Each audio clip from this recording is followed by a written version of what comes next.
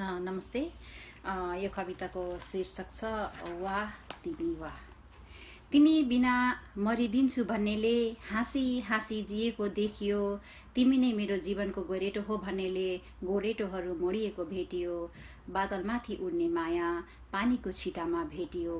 दुखाउँदिन मन भन्नेले मुटु नै छुटालिएको देखियो।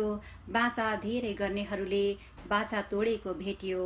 आँसु पुस्ने ती कोमल हातले घाँटी रेटिएको भेटियो।